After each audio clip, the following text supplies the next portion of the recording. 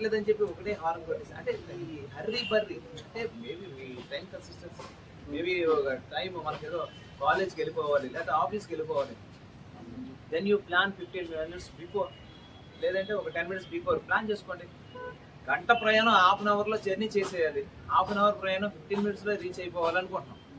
ఈ హర్రీ ఈ ఇలాంటి టైం మన టైం బౌండింగ్ పెట్టుకుని మనం జర్నీ స్టార్ట్ చేస్తాం వాళ్ళకి ఏమవుతుందంటే ఒక స్ట్రెస్తో డ్రైవ్ చేస్తాం. చూడండి మనకు తెలియకోకుండానే మనమే స్ట్రెస్ పెట్టుకుని డ్రైవ్ చేస్తాం. ఎందుకు ఇన్ టైంలో రీచ్ అవ్వాలి అనేసి. మరి ఇన్ టైంలో రీచ్ అవ్వాలన్నప్పుడు ఇంకొంచెం 10 minutes బిఫోర్ స్టార్ట్ అయితే మేబీ ట్రాఫిక్ ఏదైనా వచ్చినా మనం ప్లాన్ చేసుకోవచ్చు. కానీ మనం ఏం చేస్తామంటే ఆ తక్కువ టైంలో రీచ్ అవ్వడం కోసం ఎక్కువ స్పీడ్లో వెళ్తాం. సో అక్కడ ఏంటంటే మనల్ని మనం రిస్క్లో పెట్టుకుంటున్నాం, మనకు తెలియకుండా మనమే రిస్క్లో పెట్టుకుంటున్నాం. ఆ రిస్క్లో పెట్టుకునేటప్పుడు ఏదైనా జరగచ్చు. కావాలంటే రోడ్డు మీద వెళ్తున్నామంటే ఇవాళ ప్రజెంట్ ఎందుకు ఇంతలా మేము చెప్పాల్సి వస్తుందంటే రోడ్డు మీద యాక్సిడెంట్స్ ఎక్కువగా చాలా సిల్లీ రీజన్స్ అవుతుంది. మేము చూసే ప్రతి యాక్సిడెంట్ ప్రతి యాక్సిడెంట్లో జరుగుతున్న ప్రతి దానిలో కూడా కాజ్ ఆఫ్ యాక్సిడెంట్ అని చూస్తుంటే due to rash and negligence driving of the driver. Single reason rash and negligence driving, అంతే. ఇంకా నో వే అనమాట. స్ట్రైట్ రోడ్ ఉంటుంది, ఎదురు వచ్చి డైరెక్ట్గా కూర్చుకుంటున్నారు. ఎందుకు? వాడు తప్పుకుంటాడని వీడు తప్పుకుంటాడని వాడు. అంటే అక్కడ మన ప్రాణం విలువైనది, మన అవసరం మన ఫ్యామిలీకి అవుతుంది, మన ఫ్యామిలీకి మన ఎంతో చేయాల్సినది మన మైండ్లో ఉంటే మీరు ఆ రిస్కీ జోన్లోకి వెళ్ళరు. అంటే మనల్ని మనం అందులో ఆ రిస్క్లోకి తోసేసుకుంటాం మనకు తెలియకుండా. ఇది ఒక రోజుతో కాదు. మన ఏంటంటే లక్ అనేది ఒక్కసారి కాకపోతే రెండోసారి రావడానికి ఉండదండి. మనం ఎవ్రీడే ఆఫీస్కి వెళ్ళాల్సిందే. కష్టపడి చదివి ఒక 20-25 years సినారియోలో చాలా కష్టం సొసైటీలో. వచ్చిన తర్వాత మళ్ళీ ఆఫీస్కి వెళ్ళాలంటే మళ్ళీ త్రూ బైక్ ఆర్ కార్ క్యాబ్లో వెళ్తున్నా సరే మనం ఎలాంటి మోడ్ ఆఫ్ ట్రాన్స్పోర్ట్ సెలెక్ట్ చేసుకున్నా కానీ మనం వెళ్తున్నాం, మనం డ్రైవ్ చేయాల్సిన పని లేదండి. డ్రైవింగ్ వెహికల్లో కూర్చున్నా కానీ మనం కొంచెం రూల్స్ అండ్ రెగ్యులేషన్ తెలుసుకుని ఉండాలి. ఎందుకంటే ద ఇంటెన్సిటీ ఆఫ్ యాక్సిడెంట్స్ని కూడా తగ్గించుకోవచ్చు. అట్లీస్ట్ ఎవరు కూడా మనం భగవంతులు కాదు కదా యాక్సిడెంట్ నుంచి తగ్గించుకోవడానికి. కానీ కనీసం మనకి కొన్ని ఇంటెన్సిటీ అయినా తగ్గించుకోగలం. అది ఏదన్నా జరిగిన దాని ఫీచర్స్ తెలిస్తేనే కదా ఐఫోన్ అయినా మనకి లేకపోతే రెడ్మీ ఫోన్ అయినా డిఫరెన్స్ తెలిసేది. మనం ఆ డిఫరెన్స్ ఆ ఫీచర్స్ తెలియనప్పుడు మనం ఆ సిచ్యువేషన్ మనం ఫేస్ చేయలేము. దాన్ని ధైర్యంగా ఫేస్ చేయగలగాలి. మనం కంగారు పడకూడదు. వీలైతే మనం ఇంకొకరికి ఏమన్నా హెల్ప్ చేయగలగాలి మనం తెలుసుకుంటే. అదే rare engine like Volvo vehicles అక్కడ ఉండదు. ఎందుకంటే రేర్ ఇంజిన్ కదా, బ్యాక్ సైడ్ ఉంటుంది కదా ఇంజిన్. సో అప్పుడు ఏం చేస్తాను సార్ మీ పక్కన ఇక్కడ చిన్న క్యాప్, సో ఈ పక్కన చూసుకోవాలి. అంటే white opposite the main entrance ఆపోజిట్లో ఉంటుంది అనమాట. ఇది ఎమర్జెన్సీ. సో కొన్ని చోట్ల ఏంటంటే బ్యాక్ సైడ్ ఉంటుంది. సో ఇలాంటి సిచ్యువేషన్ అంటే ఎమర్జెన్సీ అది ఎందుకు చెప్తానంటే ఇది ఎనీ కేసు మన ఇంజిన్ ఫైర్ అయ్యింది లేదా ఇక్కడ డ్రైవర్ క్యాబ్ దగ్గర ఫైర్ వచ్చింది. ఎందుకంటే పోలీస్ అయినప్పుడు ఇక్కడ మెయిన్ ఎంట్రన్స్ బ్లాక్ అయింది. ఆ యాక్సిడెంట్లో మెయిన్ ఎంట్రన్స్ బ్లాక్ అయిపోయినప్పుడు మనం ఎస్కేప్ అవ్వాలి. ఎలా? ఎమర్జెన్సీ డోర్ ఓపెన్ చేసుకోవడం రావాలి. దానికి ఎలాంటి లాక్ ఉండదు. గుర్తుపెట్టుకోండి, మీకు మెయిన్ ఎంట్రన్స్ కన్నా లాక్ ఉంటుంది కానీ ఎమర్జెన్సీ డోర్కి ఎప్పుడు కూడా లాక్ ఉంటుంది. జస్ట్ పొల్యూషన్ ఉందా లేదా, డేట్ ఉందా, వ్యాలిడిటీ ఎక్స్పైర్ అయిపోయిందా చూసుకోవాలి. ఈరోజు మేము డ్రైవింగ్ లైసెన్స్ ఇస్తాం. మీకు డ్రైవింగ్ లైసెన్స్ వచ్చేసిన తర్వాత రోడ్డు మీద వెళ్తాను బండి తీసుకుంటాను. ఓకేనా? రోడ్డు మీద వెళ్ళిన తర్వాత మళ్ళీ నేనే ఆపుతాను ఎన్ఫోర్స్మెంట్. ఆపినప్పుడు మీరు ఏం చూపించాలి? వెహికల్ 2-wheeler మీద ఇచ్చారు. బాబు ఏం చూపిస్తారు మీరు? Driving licence, registration certificate, next pollution certificate, pollution under control certificate under PUCC, next insurance. Yes, అన్నింటికంటే విలువైన ఇన్సూరెన్స్ అండి. ఇన్సూరెన్స్ ఈ 4 ఐటమ్స్. బిఫోర్ దట్ మనకు ఒక అర్థమవుతుందండి. రూల్ అనేది ఎప్పుడు కూడా మనల్ని హ్యారెస్ చేయడానికి కాదు, మనల్ని ఇబ్బంది పెట్టడానికి కాదు, మన సేఫ్టీ కోసం.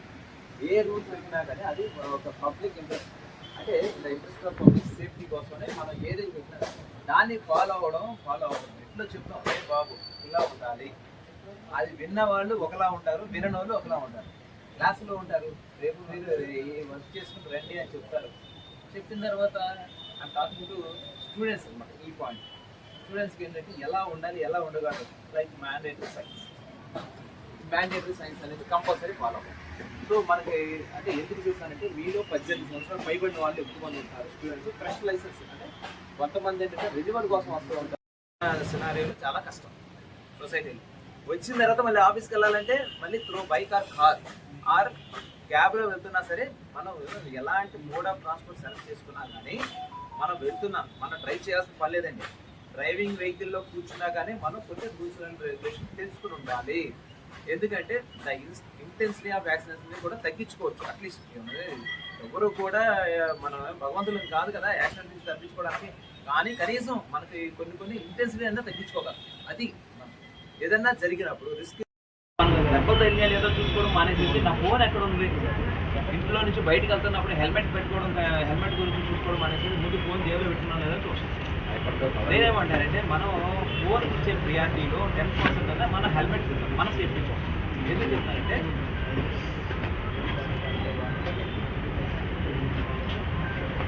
ఐఎస్ఐ మార్క్ హెల్మెట్ వాడేది మీరు ఏది పడితే అది వాడచ్చు. దయచేసి ఐఎస్ఐ మార్క్ ఉంటుంది, అది హార్డ్లీ ఒక 1000 or 1500 మాత్రమే ఉంటుంది.